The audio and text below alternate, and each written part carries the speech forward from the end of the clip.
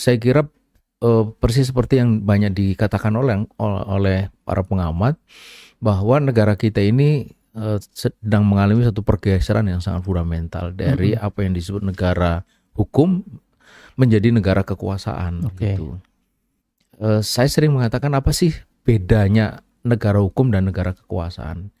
Saya mengatakan sederhananya adalah negara hukum itu hukum mengatur kekuasaan. Jadi kekuasaan diatur oleh Kekuasaan hukum. diatur hukum. Kekuasaan tunduk pada hukum gitu. Dan ini yang benar gitu, karena kekuasaan itu dengan segala kewenangannya itu kalau tidak diatur dan tidak tunduk kepada hukum, dia bisa sangat berbahaya gitu. Nah, sementara negara kekuasaan itu justru hukum tunduk pada kekuasaan. Jadi kekuasaan mengatur hukum untuk kepentingan kekuasaan. Seperti yang ini terjadi. Kan ini semua dirubah. Ya. Untuk mengikuti selera penguasa, mulai dari keputusan MK, mulai dari macam-macam lah gitu.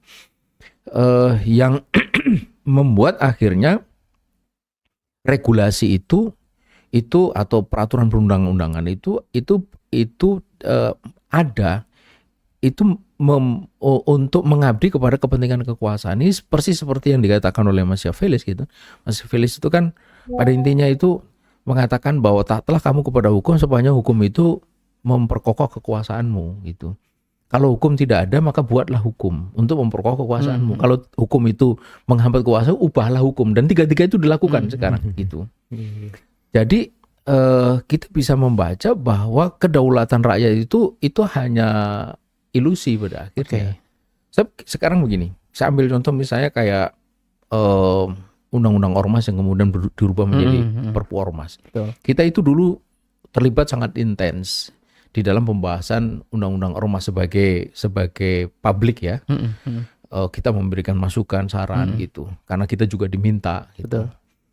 Dan itu memakan energi saya kira luar biasa besar. Hearing dengan publik sekian banyak,